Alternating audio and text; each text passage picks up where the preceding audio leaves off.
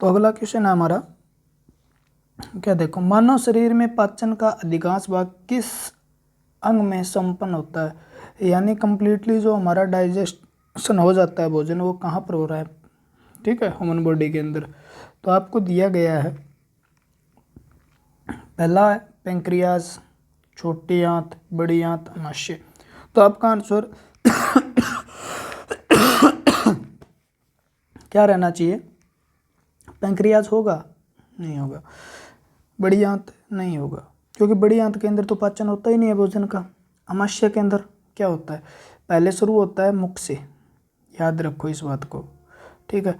पाचन क्रिया मुख से स्टार्ट होती है, फिर अमाशय में होती है, फिर पक्वाशय में होती है, पक्वाशय यानी छोटी आंत का भाग है, फिर पक्वाशय यानी जिसे ड्यूडेनम बोलते हैं, उसके बाद मध्यांतर के अंदर होती है, ठीक है, जेजुनम, और लास्ट में इलम जिसे हम बोलते हैं, इलम यानी शेषांतर भाग में होती है।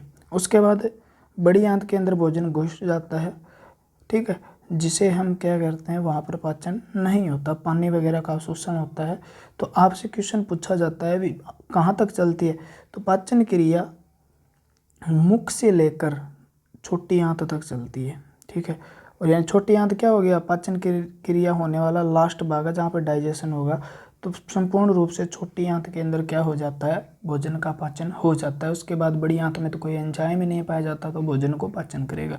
तो आपका क्या रहेगा, स्मॉल इंटेस्टाइन आंसर रहेगा इस क्वेश्चन का। क्लियर है बात, ठीक है ना। पेंक्रियाज सबसे बड़ी ग्रंथि है, मिश्रित ग्रंथि है, मिश्रित ग्रंथि सबसे बड़ी ग्रंथि है, ठीक है ना। मीजोक्राइन बोल सकते हैं, मिक्स ग्लैंड बोलते हैं, ये पेंक्रियाज, जहाँ से इंसुलिन का स्रावण भी होता है। बड़ी आंत में अवशोषण होता है, और जल का अवशोषण ज़्यादातर कहाँ पे होता है, बड़ी आंत के अंदर होता है। मनुष्य में शुक्राणु की आयु कितनी होती है, यानी जो हमारा स्पर्म है, स्पर्म यानी शुक्राणु, ठीक है, उसका लाइफ स्पेन कितना है, ये क्वेश्चन पूछने की कोशिश कर रहा है, ठीक है। 20 से 24 घंटे, 48 से 72 घंटे, 24 से 28 घंटे, 100 से 200 घंटे, ठीक है। मैं बता दूं आपको, शुक्राणु जब रिलीज होते हैं ना, डेवलप होके, ठीक है, उसके बाद वो क्या रह सकते हैं, 48 से लेकर 72 घंटे तक जीवित रह सकते हैं, ठीक है। 48 से लेकर 72 घंटे तक जीवित रह सकते हैं, यानी कहाँ से निकलने के बाद, जिसके अंदर वो पहले बनना शुरू होते हैं, और किसके अंदर अपने आप ऑब्जर्व हो जाते हैं वापिस से टेस्टिस के द्वारा, ठीक है। तो 72 आवर लास्ट है उसका मैक्सिमम, लेकिन जो नॉर्मली है वो 48 घंटे ही रह पाते हैं, ठीक है। आपसे क्वेश्चन अगर ये भी पूछ लिया जाए भी शुक्राणु क्या है, ठीक है, तो ये मेल गैमेट है, यानी नर युग्मक है, यानी कौन सा रिप्रोडक्टिव सेल है, तो आपका आंसर क्या रहेगा, शुक्राणु मानव यानी नर के अंदर, नर का, ठीक है, नर का जो जनन कोशिका है उसका नाम क्या है, शुक्राणु है। मानव में सबसे छोटी कोशिका क्या है, शुक्राणु है, सबसे छोटी कोशिका शुक्राणु। फ्लैजिलेटेड यानी जो अपने आप गति कर सकती है एकमात्र कोशिका हमारे शरीर के अंदर, जो वो क्या है, शुक्राणु है। उसके बाद शुक्राणु सबसे छोटी कोशिका है। और शुक्राणु क्या होता है, तो आप कहोगे जी अगुणित होता है, ये हैप्लॉइड होता है। शुक्राणु में कितनी क्रोमोसोम पाए जाते हैं, 23 क्रोमोसोम। शुक्राणु का निर्माण कहाँ होता है, वृषण टेस्टिस के अंदर होता है, वृषण टेस्टिस के अंदर होता है, ठीक है ना। तो शुक्राणु के बारे में मैंने पढ़ा, शुक्राणु क्या है, मादा नर जनन कोशिका है, यानी मेल गेमेट है, जिसका निर्माण टेस्टिज के द्वारा होता है, और ठीक है, टेस्टिज के द्वारा होता है। और इसके अंदर क्या होते हैं, 23 ही गुणसूत्र होते हैं, 23 गुणसूत्र होते हैं, जिसमें से 23 गुणसूत्र होते हैं, इसलिए इसे क्या है, एप्लॉइड सेल है। एक फेजिलेटेड है, यानी इसकी पूंछ होती है, टेल होती है, जो इसको तैरने में मदद करती है, ठीक है ना, फ्लोपियन ट्यूब तक। और ये जो सेल है ना, शुक्राणु मादा के अंदर फ्लोपियन ट्यूब के अंदर जाकर भी कितने घंटे जीवित रह सकता है, 48 घंटे तक। और शुक्राणु को पोषण कहाँ से मिलता है, तो सीमन जो होता है वीर्य से, उसके अंदर क्या है, जो आपने सुना होगा, फ्रक्टोज, सबसे मीठी शर्करा जिसे माना जाता है प्राकृतिक, उसके द्वारा ये क्या लेता है, पोषण लेता है। तो शुक्राणु क्या है, ये। तो इसकी आयु कितनी हो सकती है, 48 से 72 घंटे हो सकती है। ये बात भी आपको याद रखनी है, बहुत इंपॉर्टेंट क्वेश्चन है यहाँ से, ठीक है ना। निर्माण कहाँ से होता है, टेस्टिस यानी वृषण से होता है। क्लियर है। किसी स्वस्थ मनुष्य में ग्लूकोज का स्तर कितना होता है, ठीक है। तो ग्लूकोज का स्तर होता है 80 से लेकर 120 मिलीग्राम पर डेसीलीटर, ठीक है ना। यानी मिलीग्राम पर डेसीलीटर इतना होता है। आपने देखा भी होगा, आपने शुगर लेवल चेक करवाया होगा, तो ब्लड जो होता है ना उसके अंदर कितना होता है, तो 80 से 120 होता है ब्लड के अंदर, ठीक है। तो ये 180 से 120, 80 यानी आप खाना खाने से पहले आप चेक करवाते तो 80 मिलता है, अगर 100 खाना खाने के बाद 120 मिलता है। अगर इससे ज़्यादा हो जाता है, इससे ज़्यादा आती है, 140 आ गई, 150 आ गई, तो वो क्या है, ग्लूकोज का स्तर बढ़ा हुआ माना जाता है, ठीक है ना। और ज़्यादा, बहुत ज़्यादा बढ़ जाता है तो शुगर डिक्लेयर की जाती है। शुगर का मतलब क्या है, डायबिटीज़ है, ठीक है ना, डायबिटीज़ मेलाटिस, डायबिटीज मेलाटिस, ठीक है। तो डायबिटीज़ किसकी कमी से होती है, तो ये आपको पता ही है, ग्लूकोज। तो ग्लूकोज मतलब लीटर के हिसाब से कितना हो गया, 1 ग्राम पर लीटर, यानी डेसीलीटर। 80 में 20 जोड़ो, 120 में 20 घटा दो, यानी अप्रोक्सीमेट वैल्यू जो है नॉर्मल वो कितनी होनी चाहिए, औसतन 100 के लगभग। तो 100 यानी, और लीटर के हिसाब से 100 मिलीग्राम पर डेसीलीटर हो गया, तो लीटर के हिसाब से कितना हो गया, 1 ग्राम लीटर, ठीक है ना। तो ग्लूकोज का स्तर, ग्लूकोज की मात्रा बढ़ जाए तो क्या हो जाता है, मधुमेह, डायबिटीज़ हो जाता है, ठीक है ना। ग्लूकोज की कमी से क्या हो जाता है, हाइपोग्लाइसीमिया जो होता है, यानी ग्लूकोज की कमी हो जाती है। और ग्लूकोज की कमी किसके कारण होती है, ग्लूकोज की अधिकता किस हार्मोन की कमी के कारण होती है, इंसुलिन हार्मोन के कारण होती है। किसके कारण, इंसुलिन। और इंसुलिन हार्मोन कहाँ से बनता है, तो आपको होगा जी, पेंक्रियाज यानी अग्नाशय से बनता है, ठीक है ना। अग्नाशय की बीटा कोशिका, उसके अंदर लैगरहैंस सेल जो पाए जाते हैं, लैगरहैंस दीपिकाएँ, ठीक है ना, दे लैगरहैंस आइसलैंड जिसे बोला जाता है, क्लियर है। उसके अंदर बीटा सेल पाए जाते हैं, बीटा सेल इंसुलिन का स्त्रावण करते हैं, इंसुलिन ग्लूकोज की मात्रा पर क्या करता है, नियंत्रण करता है, ठीक है। और ग्लूकोज की मात्रा कितना बनाए रखता है, 1 ग्राम पर लीटर के हिसाब से, या आप कह सकते हो 100 ग्राम पर, 100 मिलीग्राम पर डेसीलीटर। मनुष्य में वृक्क कैसे होते हैं, देखो ये बहुत ही खतरनाक क्वेश्चन है आपके लिए, ठीक है, बहुत ही खतरनाक क्वेश्चन है जो आपने नहीं पढ़ा, लेकिन RRB Chandigarh ESM ex serviceman का अलग से पेपर होता है, उसमें पूछा गया था। प्रोनेफ्रिक फ्रिक, ठीक है, मीजोनेफ्रिक, साइने या साइनोनेफ्रिक और मेटानेफ्रिक, ठीक है। आपको मैं बता दूं, जब एम्ब्रियो डेवलप होता है ना, एम्ब्रियो का मतलब भ्रूण का विकास होता है, ठीक है। तो भ्रूण का विकास होता है ना, तो 4 सप्ताह तक एक क्या करता है, एक टेम्परेरी ऑर्गन बनता है, वो किसकी तरह काम करता है, किडनी की तरह काम करता है। एक्सक्रीटरी सिस्टम में किडनी क्या है, मेन है, यानी उत्सर्जन तंत्र के अंदर। तो उसको बाहर निकालने, शरीर का जो वेस्ट मटेरियल है उसको बाहर निकालने के लिए किडनी एक बहुत महत्वपूर्ण योगदान निभाती है, ठीक है। तो वृक्क, उसके अंदर एक वृक्क बनता है जिसे हम क्या बोलते हैं, प्रोनेफ्रिक, ठीक है। अब ये 4 वीक के बाद अपने आप क्या हो जाता है, डीजनरेट हो जाता है, ख़त्म हो जाता है।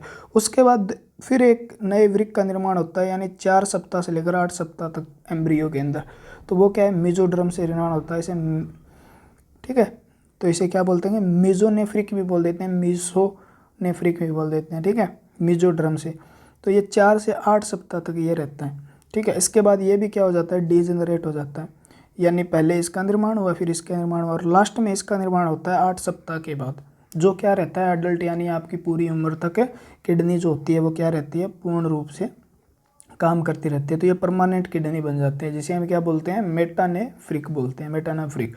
और ये प्रोसेस सभी में नहीं होती, ठीक है, याद रखना भी, पहले इसमें डेवलप होगी, इसमें डेवलप होगी। ये प्रोसेस स्तनधारियों में होती है, ठीक है। पहले ये बनेगी, ये खत्म हो जाएगी, फिर ये बनेगी, फिर ये खत्म हो जाएगी, और लास्ट में रहेगी कौन सी, वयस्क। वयस्क मनुष्य में वृक्क होते हैं, तब आपका आंसर ये भी रहता। सीधा पूछ लिया तो भी आप ये आंसर दे सकते हो, ठीक है, इसका कोई मैटर नहीं। अब आपसे यहाँ से पूछ लेता है, तो फिश और एम्फीबियन है ना, मछलियाँ और एम्फीबियन के अंदर, यानी उभयचर जो होते हैं उनके अंदर ये एक परमानेंट किडनी होती है, ठीक है। इसके बाद रेप्टाइल हो गए, रेप्टाइल, ठीक है, या पक्षी जो हो गए, उसके अंदर ये किडनी रहती है, और स्तनधारियों के अंदर ये रहती है। कंप्लीट हुआ। तो इस क्वेश्चन का आंसर क्या होगा, ये होगा। क्लियर हुई बात क्या। खतरनाक क्वेश्चन था, बहुत ही खतरनाक, बहुत करवाया नहीं जाता, बुक्स में भी नहीं मिलता आपको, ठीक है, किसी भी कम्पिटिटिव एग्जाम के लेते हो, लेकिन पूछा हुआ क्वेश्चन है, मेरे आगे आया, मैंने उठा दिया। ये है असिस्टेंट स्टेशन मास्टर का पेपर, ठीक है, 2004 का। विटामिन डी के सर्जन में निम्न में से कौन सा पाया जाता है? क्वेश्चन समझ में आने वाला नहीं है। सर्जन का मतलब तो डॉक्टर होता है, ठीक है। यानी विटामिन डी के निम्न में से कौन सा पाया जाता है? संदर्भ में हो सकता है, निम्न में से कौन सा सही है, इस प्रकार से। तो विटामिन डी का क्या है? कैल्सीफेरोल नाम होता है। विटामिन डी का नाम क्या है? कैल्सीफेरोल नाम होता है, ठीक है ना। फोलिक अम्ल विटामिन 4 B4 का होता है, ठीक है ना। रेटिनॉल विटामिन ए का होता है। एस्कॉर्बिक विटामिन सी का होता है। फोलिक एसिड किसका होता है? विटामिन B4 याद कर लेना, ठीक है ना। B4 का फोलिक एसिड होता है, सॉरी B9 का, ठीक है ना।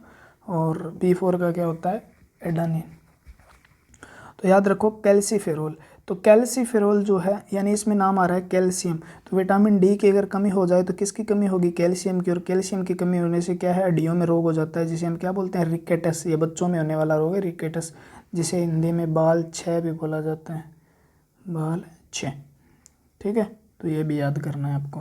यानी रेटिनॉल विटामिन ए का रासायनिक नाम है, ये B9 का है, एस्कॉर्बिक विटामिन सी का है, और ये विटामिन डी का रासायनिक नाम है। और इसकी कमी से हड्डियों में रोग हो जाता है। विटामिन ए से आँखों में रोग हो जाता है कमी से, ठीक है। फोलिक एसिड की कमी से RBC का निर्माण नहीं होता है, एनीमिया हो सकता है, ठीक है।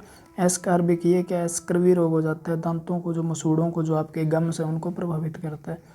तो याद रखना है हमें विटामिन डी के संदर्भ में कौन सा सही है? कैल्सीफेरोल। अगला क्वेश्चन हमारा, ट्रिप्सिन क्या है? तो ट्रिप्सिन एक एंजाइम होता है। ट्रिप्सिन क्या होता है? एंजाइम होता है, ठीक है ना। विटामिन भी नहीं है ये, हार्मोन भी नहीं है ये, ठीक है, लवण भी नहीं है, यानी मिनरल भी नहीं है, विटामिन भी नहीं है, हार्मोन। तो ये क्या है? एंजाइम है। यानी ट्रिप्सिन वो एंजाइम है, ये शब्द पीछे आ जाए ना किसी के, देखो एक बात बताता हूँ, 3 एंजाइम होते हैं ऐसे जिनके पीछे ऐसे लगा होता है। यानी एक तो ट्रिप्सिन, पेप्सिन और इरेप्सिन। पेप्सिन जो होगा वो एंजाइम स्रावित होता है लिख लो इस बात को, देखो ये तीनों के तीनों एंजाइम जिसके पीछे ये लगा है ना, ये पाचन करते हैं प्रोटीन का, ब्रेकडाउन किसका करते हैं? प्रोटीन का, तीनों के तीनों। यानी पेप्सिन, ट्रिप्सिन, इरेप्सिन, ठीक है। ये होता है आपके अमाशय से, स्टमक से। ट्रिप्सिन अग्नाशय, पेंक्रियाज से। और इरेप्सिन जो होता है वो क्या होता है? छोटी आंत से स्रावित होते हैं। और तीनों के तीनों क्या करते हैं? प्रोटीन को अमीनो एसिड में बदलने का काम करते हैं। किस प्रकार से बदलते हैं? ये पाचन तंत्र वाली वीडियो देखोगे, अपने आप पता चल जाएगा। तो ट्रिप्सिन हार्मोन अगर पूछ ले कहाँ से स्रावित होता है, ये पूछ ले किसका पाचन करता है, तो प्रोटीन का। इरेप्सिन, ट्रिप्सिन, पेप्सिन प्रोटीन का पाचन करते हैं। ट्रिप्सिन कहाँ से स्रावित होता है? अग्नाशय से, याद रखना, अग्नाशय से, पेंक्रियाज से स्रावित होता है, ठीक है। अगला क्वेश्चन है, कौन सा हार्मोन लड़ो या उडो हार्मोन कहलाता है? लड़ो या उडो, ठीक है, फाइट एंड फ्लाइट, ठीक है। कौन सा हार्मोन है जो फाइट और फ्लाइट हार्मोन कहलाता है, लड़ो या उडो हार्मोन कहलाता है? तो आपका आंसर क्या रहेगा? ऑक्सीटोसिन, ठीक है, एस्ट्रोजन, इंसुलिन। इंसुलिन मैंने फिर बताया था पेंक्रियाज से स्रावित होने वाला हार्मोन है, जो क्या करता है? ग्लूकोज की मात्रा पर नियंत्रण रखता है, ठीक है। और इंसुलिन एक बेंटिंग एवं बेस्ट द्वारा आर्टिफिशियल तैयार किया गया था, ठीक है ना। बेंटिंग एवं बेस्ट अलेक्जेंडर द्वारा इसकी खोज की गई थी पहले, ठीक है। और बेंटिंग और बेस्ट जो है उनके द्वारा कवक और सेवाल के द्वारा बनाया गया था इंसुलिन, ठीक है। एस्ट्रोजन हार्मोन जो है ना, ये मादा के अंदर, सारे ऑप्शन आपको पता होते हैं ना, तो क्वेश्चन गलत होना। मादा हार्मोन कहलाता है। कौन सा हार्मोन? मादा हार्मोन कहलाता है। तो एस्ट्रोजन हार्मोन फीमेल हार्मोन है, क्योंकि ये फीमेल के अंदर सारे जितने भी डेवलप होते हैं, बेस्ट डेवलप करता है, ओवेरी को डेवलप करता है, यूट्रस यानी गर्भाशय को डेवलप करता है, वेजिनल कैविटी जो होती है उसको करता है, वेजिनल केनाल है, बर्थ केनाल है, उनको मतलब सर्विक्स, क्लाइटोरिया, ठीक है, ये चीज़ों को डेवलप करता है। और मतलब उसमें सबसे जो सारी की सारी आवाज़ का उनका पतला होना, ठीक है, उनके मतलब पबिक जो होते हैं पबिक कैविटी है, जो पेल्विस कैविटी है, उनका स्प्रेड होना, सारी चीज़ों पर जो मुख्य जो हार्मोन है ना, प्राइमरी हार्मोन कहा जाता है। इसे क्या बोला जाता है? फीमेल के अंदर प्राइमरी हार्मोन है वो एस्ट्रोजन है। ठीक है, तो एस्ट्रोजन हमेशा याद रखना, एस्ट्रोजन किससे संबंधित है, मादा से संबंधित है। ठीक है, ऑक्सीटोसिन, ऑक्सीटोसिन हार्मोन है, ये भी मादा से संबंधित है। ऑक्सीटोसिन हार्मोन पीयूष ग्रंथि से स्रावित होता है। ठीक है ना, पीयूष ग्रंथि से। तो लड़ो या उड़ो हार्मोन पूछा है। अगर यहाँ पूछ ले बर्थ हार्मोन किसे कहा जाता है, यानी जन्म देने वाला हार्मोन, तो बर्थ हार्मोन ऑक्सीटोसिन है। लव हार्मोन भी किसे कहा जाता है, ऑक्सीटोसिन को। किसको कहा जाता है, ऑक्सीटोसिन को। ठीक है, और ऑक्सीटोसिन के पहले इंजेक्शन भी आते थे, तो वो इंजेक्शन भैंस वगैरह दूध नहीं देती थी ना, तो उसको लगाए जाते थे, वो बैन कर दिए गए हैं, तो ऑक्सीटोसिन के थे वो। क्लियर। अब एड्रिनल बच गया। एड्रिनल यहाँ पर लड़ो या उड़ो पूछ ले, आपातकालीन इमरजेंसी हार्मोन पूछ ले, ठीक है ना, स्ट्रेस हार्मोन पूछ ले, ठीक है, सेक्स हार्मोन पूछ ले, और या आपसे पूछ ले शुगर को कंट्रोल भी करने वाला हार्मोन। ठीक है, यानी 3S ग्लैंड किसे कहा जाता है, तो आपका आंसर क्या रहता है, एड्रिनल ग्लैंड को कहा जाता है। ठीक है ना।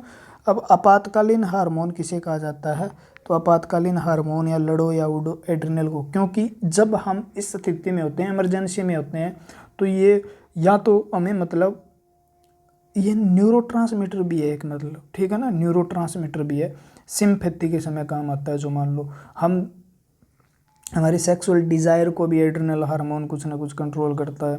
ठीक है, एड्रिनल हार्मोन उस समय मतलब सांस को बढ़ा देता है, ब्रीदिंग रेट हमारा बढ़ा देता है, हार्ट रेट बढ़ा देता है। ठीक है, ये किस समय होता है, जब हम डर जाते हैं या हमारे शरीर में ऐसी स्थिति होती है जो नॉर्मली नहीं होती, उस समय एड्रिनल हार्मोन बहुत ज़्यादा स्रावित होता है। यानी उस समय बताता है आप या तो लड़ो या उड़ो, यानी आपके में क्षमता है तो लड़ सकते हो, नहीं तो उड़ सकते हो। इसका मतलब लड़ो या उड़ो हार्मोन, एड्रिनल हार्मोन। मनुष्य के रुधिर में श्वेत रक्त कणिकाओं का जीवन काल कितना होता है, इसमें सारे गलत हैं। यहाँ पर आपको जो इसका ऑप्शन दिया गया था वो यहाँ पर होना चाहिए, RBC का जीवन काल कितना है। ठीक है, और यहाँ पर लाल रक्त कणिकाओं का जीवन काल कितना है, रेड ब्लड कॉर्पुस्कल्स, यानी उनका जीवन काल कितना होता है, 100 से 120 दिन होता है। RBC का जीवन काल कितना होता है। WBC जो होती है, WBC 5 प्रकार की होती है। मैं बताऊँ 5 प्रकार के WBC का जीवन काल अलग अलग होता है। ठीक है, लिम्फोसाइट, एसिनोफिल्स, बेसोफिल्स, मोनोसाइट और न्यूट्रोफिल्स, 5 प्रकार के WBC। 5 प्रकार के WBC का जीवन काल अलग अलग होता है, तो ये क्वेश्चन यहाँ से सही नहीं है। इसका जीवन काल कितना होगा, 100 से 120 RBC का जीवन काल होता है। ठीक है, किसी का 5 दिन है, किसी का कई पूरी उम्र तक ही नहीं मरती। ऐसी WBC भी हैं जो कहीं ना कहीं दूसरे रूप में संग्रहित हो जाते हैं, तो आप कह सकते हो RBC का जीवन काल 100 से 120 दिन है। मनुष्य का रक्तचाप मापने के लिए, यानी आपका ब्लड जो प्रेशर है, ठीक है, तो वो मापने के लिए कौन सी धमनी से मापा जाता है, तो आपकी धमनी जो होती है ना, धमनी जो है क्या, ठीक है, ये जान लो पहले। तो धमनियाँ वो है जो हृदय से रक्त को शरीर में पहुंचाने का काम करती है, सबसे अच्छी बात। और एक होती है शीरा, वेन जिन्हें बोलते हैं, शीरा, धमनी को आर्टरी बोलते हैं, शीरा जो शरीर से हृदय तक ले जाने का काम करती है अशुद्ध रक्त को। हृदय धमनियों में आमतौर पर क्या होता है, शुद्ध रक्त होता है, और शिराओं में कैसा होता है, अशुद्ध रक्त होता है। ठीक है, तो ऐसी धमनी यानी ब्लड प्रेशर जो होता है ना, वो धमनियों में ज़्यादा होता है शिराओं की बजाय। ब्लड प्रेशर यानी रक्तचाप, जिसे रक्तदाब बोलते हो। ठीक है, और जो रक्तचाप होता है ना, रक्तचाप वो जो होता है वो कितना होना चाहिए, तो 120/80 दिया होता है आपको। यानी जो सिस्टोलिक ब्लड प्रेशर है वो तो 120 होता है, डिस्टोलिक कितना होता है, 80 होता है। MM मरकरी, HG बोलते हैं जिसे, मिलीमीटर मरकरी यानी पारा, मिलीमीटर पारा होता है। तो कितना होता है वो,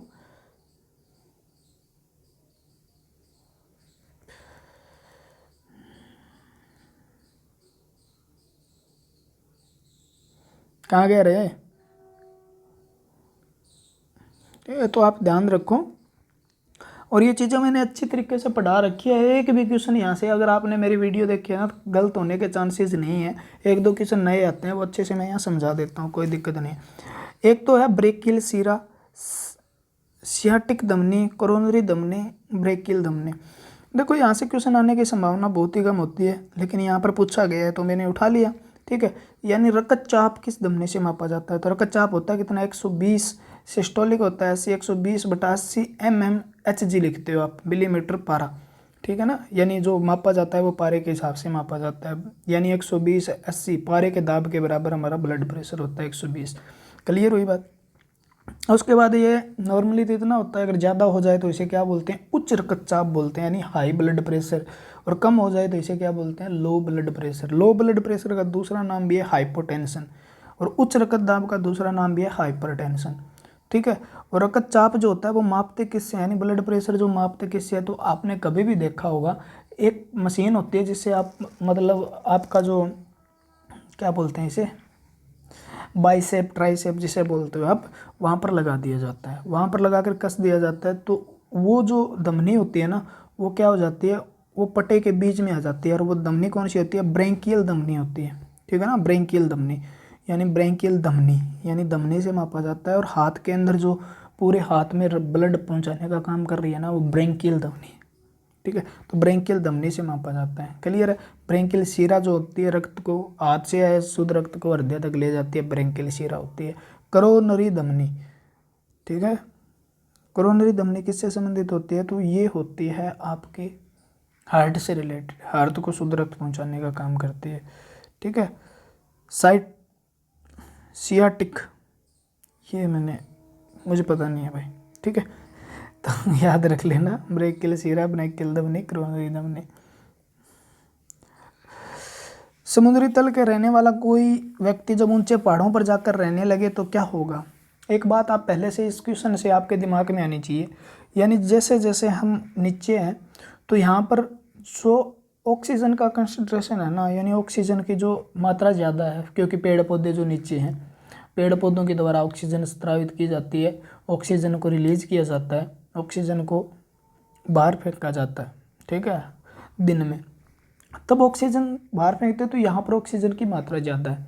धीरे धीरे धीरे धीरे जैसे ऊंचाई बढ़ेगी ना, जैसे पहाड़ों पर चले जाओ आप, या समुद्र तल का मतलब क्या है, ऊंचे रहने, समुद्र तल से ऊंचाई पर जाना शुरू होंगे, तो वैसे वैसे ऑक्सीजन की मात्रा घटती जाएगी। अगर ऑक्सीजन की मात्रा घटती जाएगी और हमारे शरीर को एनर्जी चाहिए तो क्या होगा, ग्लूकोज का विखंडन यानी ऑक्सीडेशन होगा। ग्लूकोज का ब्रेकडाउन ज़्यादा से ज़्यादा एनर्जी जब होगी जब ऑक्सीजन के प्रेजेंस में क्या होगा, ग्लूकोज का विखंडन होगा। ठीक है ना, माइटोकॉन्ड्रिया में, तब हमें 36 एटीपी एनर्जी मिलेगी। तो यानी ऑक्सीजन ऊपर जाएंगे, लेकिन ऑक्सीजन हमारे शरीर को उतनी ही चाहिए। अगर ऑक्सीजन की कमी हो जाए तो दिक्कत हो जाएगी। ठीक है, तो ऑक्सीजन की मात्रा पूरी करने के लिए, यानी थोड़े ऑक्सीजन है फिर भी वो ज़्यादा चिपकाने के लिए क्या करता है, हीमोग्लोबिन अपनी मात्रा बढ़ा लेता है। ठीक है ना, क्योंकि एक वो जो है उसके अंदर, हीमोग्लोबिन के अंदर लोहा पाया जाता है, उसके अंदर 4 पाए जाते हैं। क्या पाए जाते हैं? 4 मॉलिक्यूल पाए जाते हैं आयरन के, और एक आयरन के साथ 4 चिपक जाते हैं, यानी एक हीमोग्लोबिन के अंदर 16 ऑक्सीजन के मॉलिक्यूल चिपकते हैं। ठीक है, तो वो जितना हीमोग्लोबिन ज़्यादा होगा, ऑक्सीजन की मात्रा शरीर में उतनी ही ज़्यादा अवशोषित कर पाएगा फेफड़ों से हीमोग्लोबिन। तो जैसे ही नीचे से हम ऊपर जाते हैं ना, तो हमारे क्या हो जाता है, हीमोग्लोबिन की मात्रा बढ़ जाती है, यानी आरबीसी की संख्या भी बढ़ जाती है 15% तक। आरबीसी की संख्या बढ़ जाएगी। आपसे पूछे ऊपर जाने पर आरबीसी की संख्या बढ़ जाती है कितने प्रतिशत तक? 15%। ठीक है, पहाड़ों पर जाने पर बढ़ जाएगी, आप पहाड़ कह दो या ज़मीन से सरफेस, यानी आप सतह से ऊपर जाओगे तो। दूसरी बात, आकार पूछे आरबीसी का तो संख्या तो बढ़ जाएगी लेकिन आकार घट जाएगा।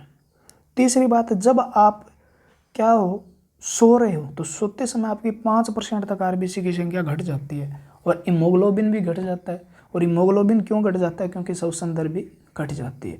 तो सोते समय सबसे कम श्वसन दर होती है हमारी, और सोते समय क्योंकि हमें कम ऊर्जा की जरूरत होती है, ऊपर जाते हैं तो हीमोग्लोबिन बढ़ जाता है। तो यही बात इसने पूछी है, समुद्र तल से ऊपर जाने पर पहाड़ों में जा लगे क्या होगा, इसने ये पूछा। उसके रकत हीमोग्लोबिन की मात्रा बढ़ जाएगी, मात्रा कम हो जाएगी, साधारण अधिक, तो हीमोग्लोबिन की मात्रा बढ़ जाएगी।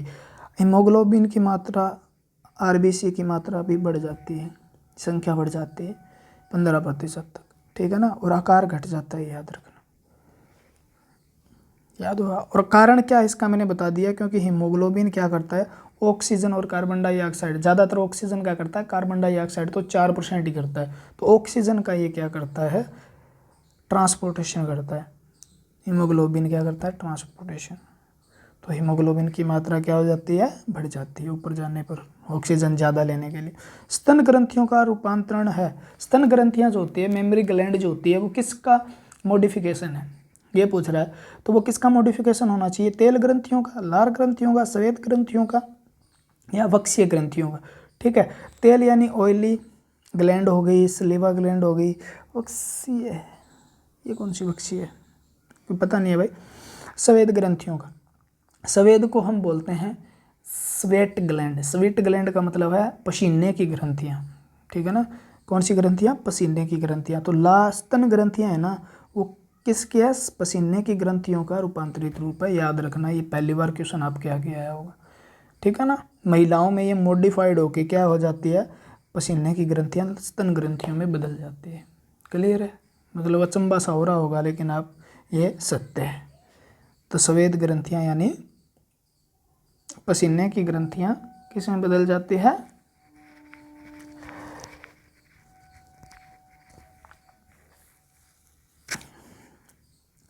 स्तन मेमरी ग्लैंड में बदल जाती है। क्लियर हुई बात क्या, ठीक है। जो स्तन ग्रंथियाँ मतलब मादा के अंदर मतलब डेवलप होती है, एस्ट्रोजन इसे डेवलप करता है। उसके बाद ये ऑक्सीटोसिन जो हार्मोन है इस पर इफेक्ट डालता है। वहाँ पर क्या होता है, दूध का निर्माण होता है। दूध के निर्माण के होने के बाद जब दूध स्त्रावित होता है उसे लैक्टेशन बोलते हैं, ठीक है। जिसके द्वारा मतलब बच्चे को क्या करवाई जाती है, फीडिंग करवाई जाती है। फीडिंग यानी जो न्यू बॉर्न बेबी होता है, और शुरू के अंदर ये दूध होता है ना, वो पीला होता है, वो कोलेस्ट्रियम के कारण होता है। और वो ज़रूरी है क्योंकि पहला 3 बार दूध जो निकलता है ना, ठीक है, तो वो क्या होता है, पीला दूध होता है, जो बच्चे के शरीर में रोगों से लड़ने की क्षमता पैदा करता है, यानी एंटीबॉडी का निर्माण करता है, ठीक है। तो तेल ग्रंथियाँ, श्वेत ग्रंथियों, स्तन ग्रंथियाँ रूपांतरित रूप है। मानव शरीर में विटामिन ए संचित रहता है यकृत में, तिल्ली में, उदर में या अमाशय में। उदर का मतलब यहाँ बता दूँ मैं, उदर का मतलब क्या है, यहाँ पे पेट, ठीक है ना। उदर गुहा जिसे बोलते हैं, पूरा का पूरा जो पेरिटोनियम कैविटी के अंदर मतलब सुरक्षित रहता है। अमाशय स्टमच में, अमाशय में रहता, उदर में नहीं रहता, तिल्ली में नहीं रहता, यकृत में, ठीक है। एक बात बताऊं आपको मैं अच्छी सी, यकृत के अंदर vitamin A, vitamin D, vitamin के, ठीक है ना। जो विटामिन वसा में घुलनशील है ना, ठीक है, जो विटामिन वसा में घुलनशील है वो सारे के सारे काम संग्रहित हो जाते हैं यकृत में। लोहा पूछ ले, यकृत में। फैट भी कुछ मात्रा में यकृत में, ठीक है। यकृत बहुत फंक्शन करता है, ठीक है। यूरिया का निर्माण यकृत करता है, यूरिक एसिड से। फिर जो बाइल जूस होता है यानी पीतरस का निर्माण करता है ये, आरबीसी को डिस्ट्रॉय करता है, ठीक है। सर्वप्रथम मतलब पहले एक होता है embryo sac, embryo yolk sac RBC का निर्माण करता है, यानी ब्लड का निर्माण करता है। उसके बाद स्प्लीन, तिल्ली या आप जिसे प्लीहा बोलते हो वो निर्माण करता है। तो यकृत उसके बाद ये भी निर्माण करता है, ठीक है। हेमेटोपोइसिस भी करता है। तो याद रखना, यकृत क्या करता है, विटामिन ए को संचित करता है, लोहे को भी, तांबे को भी, बहुत से जो मिनरल है उनको संग्रहित करने का काम करता है। और बहुत मोस्ट इम्पोर्टेंट है, यानी आपके दिन अर्ध्या के बाद जो नहीं आराम करता ना, ज़्यादा फंक्शन करता है, वो क्या है, लीवर ही है। क्लियर हुई बात है। और आपसे यहाँ से क्वेश्चन पूछ लिया जाए, आरबीसी, डब्ल्यूबीसी, प्लेटलेट्स, उनको भंडारित करने का काम कौन करता है, तो उनको भंडारित करने का काम स्प्लीन करता है, इसलिए इसे ब्लड बैंक भी कहा जाता है, ठीक है ना। यहाँ पर कुछ ना कुछ स्टोर हो जाती है। स्प्लीन यानी तिल्ली या प्लीहा बोलते हैं इसको, ठीक है। किडनी जैसा ऑर्गन होता है। कौन सा जोड़ा गलत है, ठीक है। यहाँ पर एक बात बता दूँ मैं आपको, एक खतरनाक वाली बात है, ये आज तक मुझे समझ में नहीं आया। विटामिन 3 या बी3 को पेंटाथिनोल कहते हैं, या B5 को, ठीक है। लेकिन आपसे यहाँ पे याद कर लो आज, तो यहाँ पर जो एनडीए मतलब एक अच्छा एग्ज़ाम है, ठीक है, जो +2 तक जो होते हैं, यानी 17 वर्ष की उम्र में उनका एग्ज़ाम लिया जाता है नेवी वगैरह में। विटामिन B3 का नाम पेंटाथिनोल दे रखा है इसने, ठीक है ना। विटामिन B3 का नाम क्या दे रखा है इसने, पेंटाथिनोल दे रखा है। और जब तक मैंने B3 का मैंने भी यही पढ़ाया, B3 का नाम क्या होता है, नियोजिन। ठीक है, नियोजिन होता है। तो अलग अलग तरीके, अलग अलग किताबों में, अलग अलग जगह, नेट पे अलग अलग, मतलब हर जगह ये अलग ही मिलता है, मुझे नहीं पता। ठीक है, ऐसे B3 और B5 में खास फर्क नहीं होता कोई, ये बता देता हूँ मैं। पेंटाथिनोल का है, लेकिन आप B5 को पेंटा से याद किया था, याद है ना। तो पेंटाथिनोल B3 का नाम दे रखा है, लेकिन पायरोडॉक्सिन तो B6 का होता है, ये आपको पता है। ठीक है ना। तो आपका ऐसे यहाँ पे तो डी सीधा सा गलत है, क्योंकि B5 का नियोजिन यानी क्या दे रखा है, निकोटिनेमाइड। निकोटिनेमाइड भी इसका नाम होता है। ठीक है, तो B5, पायरोडॉक्सिन B6 का होता है। क्लियर। तो B1 का थाइमिन ही होता है, B2 का राइबोफ्लेविन ही होता है। क्लियर है बात। बाकी याद करें, त्वचा के द्वारा सूर्य के प्रकाश का कौन सा विटामिन बनता है, यानी सनलाइट से हमारे कौन से विटामिन का सिंथेसिस होता है। तो देख लो, सूर्य का प्रकाश है ना, उसके अंदर यूवी रेज होती है, अल्ट्रावायलेट, ठीक है, रेज यानी किरणें होती है, पैराबैंगनी किरणें। और जैसे ही हमारी स्किन पे पड़ती है तो स्किन को चीरते हुए अंदर चली जाती है। ठीक है ना, अंदर वहाँ पर फैटी टिश्यू पाए जाते हैं। फैटी टिश्यू होते हैं ना, फैटी टिश्यू यानी वसीय उत्तक होते हैं। वसीय उत्तक के अंदर फैटी एसिड होता है, और इसके अंदर एक होता है कोलेस्ट्रॉल, डिहाइड्रो कोलेस्ट्रॉल होता है। और वो क्या करता है, जब अल्ट्रावायलेट किरणें उस पर पड़ती है तो वो विटामिन डी में बदलकर यानी प्रो विटामिन डी बनता है वो वहाँ पर। और लीवर में जाकर वो पूरी तरह से विटामिन डी को क्या कर देती है, लीवर मैच्योर कर देती है। तो विटामिन डी का निर्माण किससे हो रहा है, प्रकाश से भी हो रहा है। ठीक है, तो किसका निर्माण हो रहा है, विटामिन डी, जिसे कैल्सीफेरोल भी कहते हैं, हड्डियों के निर्माण में सहायक है। और विटामिन डी कैल्शियम के अवशोषण में सहायक है। आंत से कैल्शियम का अवशोषण विटामिन डी के प्रजनन में होता है। ठीक है ना, अवशोषित करने का काम करता है। तो विटामिन डी क्या है, प्रकाश से बनता है। दूसरा, लीवर जो होता है ना, मछली का लीवर का तेल या किसी भी का लीवर जो है, क्योंकि विटामिन डी लीवर में भंडारित हो जाता है, स्टोर हो जाता है। ठीक है, तो विटामिन डी लीवर से भी, मीट वगैरह से या लीवर से भी विटामिन डी अच्छी मात्रा में मिलता है। ठीक है, सी खट्टे फलों से मिलता है, ए गाजर से मिलता है। गाजर याद रखो आप, बाकी चीज़ हरी सब्जियों से होता तो है, लेकिन ए मिर्च में भी विटामिन ए होता है। ठीक है, और विटामिन के आंत के द्वारा इसका निर्माण किया जाता है। कपाल, क्रेनियल नर्व कितनी होती है, ये पूछा है। क्रेनियल नर्व कितनी होती है मनुष्य के अंदर, तो वो होती है 12 जोड़ी। कितने जोड़ी होती है, 12 पेयर होते हैं इसके। ठीक है, 12 जोड़ी।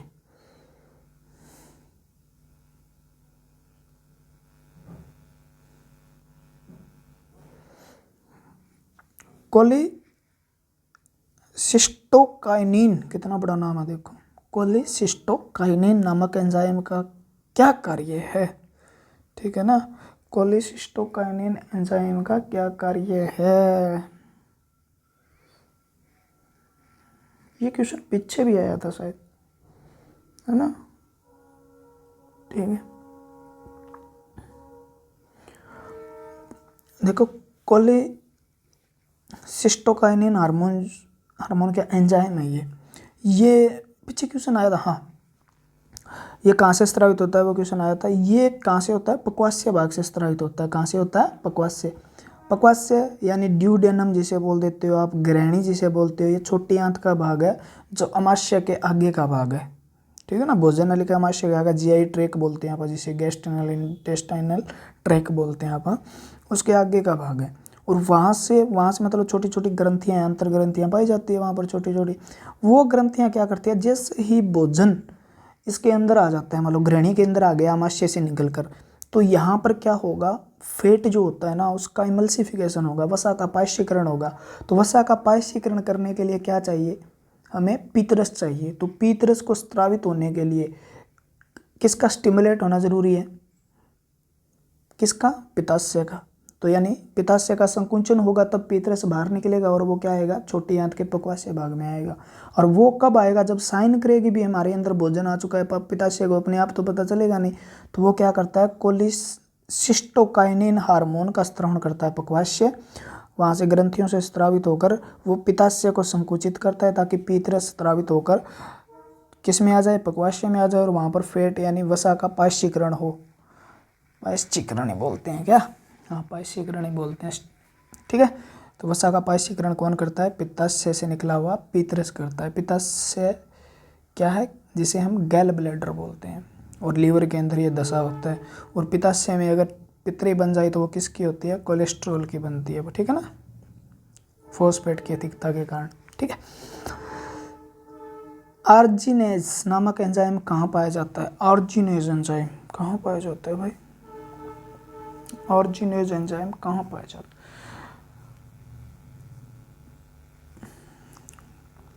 आर्जिनिन एंजाइम जो होता है, हृदय को एंजाइम का स्त्रावण नहीं करता, न ही मस्तिष्क करता। ठीक है, वृक्क करते हैं नहीं, तो यकृत। इसका आंसर क्या होगा? यकृत, लीवर होगा। ठीक है ना, लीवर में आर्जिनेज एंजाइम पाया जाता है। क्लियर हुई बात? ठीक है, उसके बारे में ज़्यादा पढ़ने की जरूरत नहीं है। आर्जिनेज वहाँ से मैं कभी भी मैंने किसी बुक में क्वेश्चन नहीं देखा, पहली बार ये क्वेश्चन देखा है यहाँ से। ठीक है ना, SSC प्री में आया हुआ है। एक दो क्वेश्चन ऐसे भी होते हैं जो पता नहीं कहाँ से आ जाते हैं। पचे हुए भोजन का अवशोषण आहार नाल में किस भाग में होता है? छोटे आंत में होता है। क्या होगा? छोटी आंत। मैंने बताया था पाचन पूर्ण रूप से छोटी आंत में होता है, और अवशोषण भी पूर्ण रूप से मोस्ट ऑफ क्या हो जाता है? छोटी आंत से हो जाता है। अमास बड़ी आंत में जल का अवशोषण होता है। ठीक है ना, और इसके अंदर माइक्रो सिम्बायोटिक बैक्टीरिया पाए जाते हैं जो इसको मल में बदलने का काम करते हैं, मतलब डिटॉक्सिफाई करते हैं भोजन को। ठीक है, इसका pH मान मेंटेन करते हैं, इस प्रकार की क्रिया करते हैं बड़ी आंत में। बड़ी आंत में कोई भी पाचन नहीं होता, जल का अवशोषण होता है। ठीक है ना, क्योंकि स्टूल को क्या करना है? सॉलिड बनाना है, नहीं तो क्या होता है? लूज मोशन हो जाएंगे। तो बड़ी आंत में क्या है? जल का अवशोषण होता है। ठीक है ना, छोटी आंत में पूर्ण पाचन और होता है। मलाशय में कोई पाचन नहीं होता। ठीक है, अवशोषण होता है, यहाँ से भी जल का अवशोषण होता है। ठीक है ना, अमाशय में पाचन होता है लेकिन पूर्ण पाचन नहीं होता। ठीक है, और अवशोषण भी होता है। भोजन का किस भाग में? पचे हुए भोजन ज़्यादातर छोटी आंत आंसर आएगा। नर मनुष्य का विरेचन किस झिल्ली में गिरा होता है? ठीक है, पेरिकार्डियम। पेरिकार्डियम क्या? सबसे भारी झिल्ली होती है, कार्डियम हृदय की। ठीक है, पेरिटोनियम। पेरिटोनियम किसकी हृदय? जैसे आपका रीढ़ की हड्डी है ये, तो पीछे वाले। ठीक है ना, वर्टिब्रल कॉलम। ठीक है, ये इसके आगे आपका डायफ्राम यानी फेफड़ों के नीचे से होकर इस प्रकार से एक कैविटी होती है, इस प्रकार से, जिसका नाम, ये बाहर वाली लेयर है ना, इसका नाम होता है पेरिटोनियम। ठीक है, और अंदर वाली को बोलते हैं पेरिटोनियम कैविटी। और आपने सुना भी होगा किडनी यहाँ पर स्थित होती है, तो रेट्रो पेरिटोनियम कैविटी के अंदर क्या होता है? रेट्रो का मतलब पीछे, पेरिटोनियम मतलब जो ये लेयर है। ठीक है ना, पेरिटोनियम, इसके अंदर का भाग कैविटी यानी गुहा जिसे बोल देते हैं, उसके अंदर। तो इस पेरिटोनियम के अंदर क्या पाए जाते हैं? इसके अंदर काफ़ी अंग पाए जाते हैं। लीवर भी है, तिल्ली भी है यानी स्प्लीन भी है, अमाशय भी है, छोटी आंत भी है, बड़ी आंत भी है। ठीक है, मलाशय यहाँ से होता है, मलाशय बाहर होता है। ठीक है, पेरिटोनियम से। तो ये पेरिटोनियम कैविटी होती है, पेट के अंदर वाला भाग, यानी आपके पेट के आगे की तरफ से लेकर पीछे की तरफ एक, मतलब एक गुब्बारा सा मान लो, ऐसा होता है, जिसे पेरिटोनियम कैविटी कहते हैं। और ये लेयर है ना, परत है, इसको पेरिटोनियम लेयर कहते हैं। ठीक है, तो इसमें एक क्वेश्चन गलत दिया था, इसका आंसर दिया था पेरिटोनियम, लेकिन ये गलत है। क्लियर हुई? तो यानी पेरिकार्डियम हृदय पेरिकार्डियम में स्थित होता है, पेरिटोनियम में लीवर वगैरह सारे के सारे जो पूरा उदर गुहा जो होती है, उदर गुहा का कुछ भाग पेरिटोनियम कैविटी कहलाता है। Tunica albuginea. ठीक है ना, ट्यूनिका एल्बुजिनिया ये होता है, इसके अंदर स्थित होती है आपका टेस्टिस यानी वृषण। वृषण जो इसके अंदर स्थित होते हैं।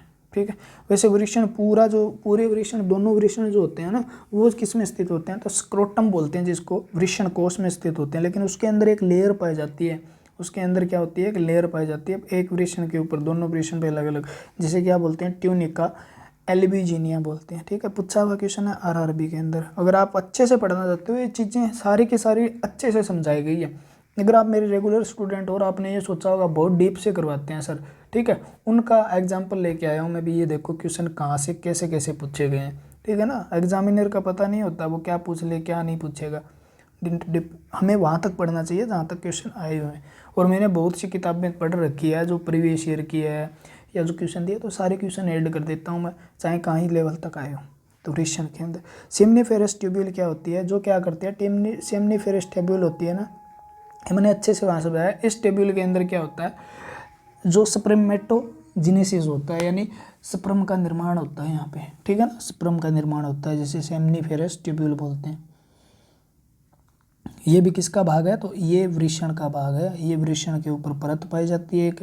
पेरिटोनियम क्या है, पेट के अंदर परत है, और पेरिकार्डियम क्या है, हृदय के ऊपर परत।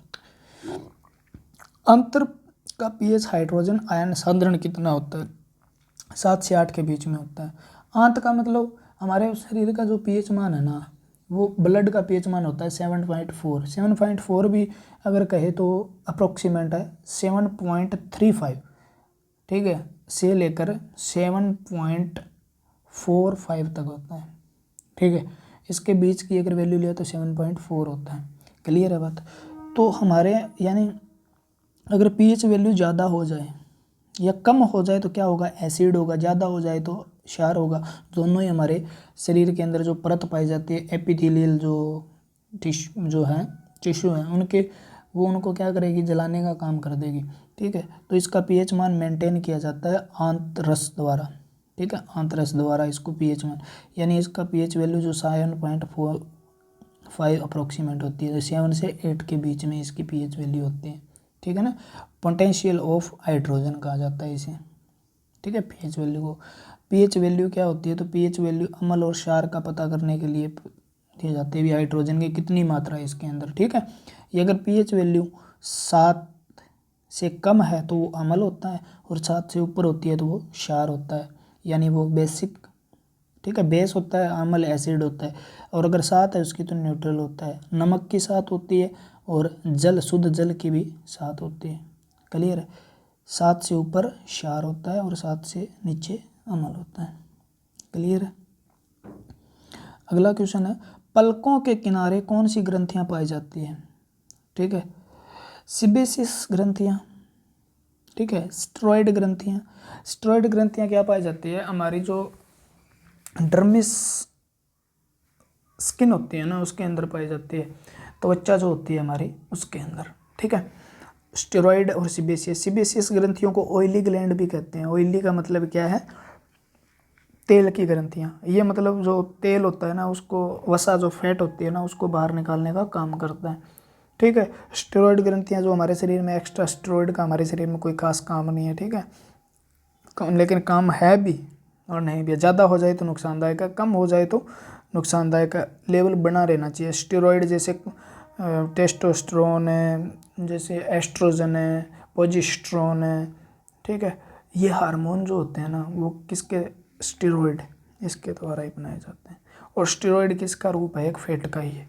क्लियर हुई बात, ठीक है। उसके बाद है मिम्बोमियन ग्रंथियाँ या श्वेत ग्रंथियाँ। अगले ऑप्शन तो है मिम्बोमियन ग्रंथियाँ। तो ये क्या होती है, मिम्बो, पलक जो होती है ना वहाँ पे मिम्बोमियन ग्रंथियाँ पाई जाती है, ठीक है। तो मिम्बोमियन ग्रंथियाँ जो होती है ना ये क्या होती है, ये तेलियाँ ग्रंथियाँ होती है बस। तेलियो ग्रंथि जो ये सिबेसियस ग्लैंड है ना इनका मॉडिफिकेशन ही होता है, ठीक है, मिम्बोमियन। और ये क्या करती है, थोड़े थोड़े तेल का यानी चिकने पदार्थों का स्त्राव करती है, ताकि आँख में क्या है, चिकनाई बनी रहे पलकों के बीच में। पलक जब खाते रहते हो ना तो इसके बीच में खुरदरापन ना आए, ठीक है। लुब्रिकेट का काम करती है ये, मान लो पलकों और आँखों के बीच में, ठीक है। तो वो कौन सी है,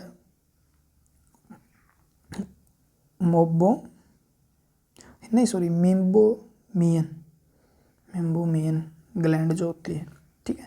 तो वो ग्रंथियाँ पलकों के बीच में पाई जाती है, याद रखना। स्टेरॉइड सिबेसियस ये त्वचा में पाई जाती है। श्वेत ग्रंथियाँ यानी श्वेत ग्रंथियाँ भी बोलते हैं। पसीने की ग्रंथियाँ भी कहाँ पाई जाती है, ठीक है, पसीने की ग्रंथियाँ भी कहाँ पाई जाती है, यहाँ पर पाई जाती हैं। क्लियर हुई बात। तो पढ़ते रहिए जल्दी जल्दी, हम बहुत क्वेश्चन करने वाले हैं अभी तक तो, ठीक है ना। 1 दिन में नहीं, 2 दिन में नहीं, 3 दिन में, 5 दिन में, 10 दिन में, जितने दिन में आपसे देखी जाती है वीडियो देख दो। ठीक है, वीडियो देखने का मतलब ये नहीं है भी आप आंख बंद करके चला के छोड़ दो इसे, तो भी बहुत कुछ हो जाएगा। ठीक है, और अगर आपको लगता है अभी मुझे इनसे क्वेश्चन आते ही नहीं है, बहुत ही कम क्वेश्चन इनमें से आते हैं, तो आप वीडियो पूरी की पूरी देख लो। पूरा का पूरा प्लेलिस्ट बनाया हुआ है, नंबर डाल के वीडियो डाली हुई है, 100+ वीडियो में, 1-1 घंटे, 2-2, 3-3 घंटे तक। 1 घंटे से कम तो बहुत ही कम मिलेगी, 3-3 घंटे की है, 2 घंटे की, 1.5 घंटे की, इस प्रकार से वीडियो बहुत अच्छे से डिटेल से थ्योरी करवाई गई है इस चैनल पे। ठीक है, और वो पढ़ लो आप, सारे क्वेश्चन अपने आप सही होंगे। क्लियर है ना, तो पढ़ते रहिए। अगला क्वेश्चन हमारा है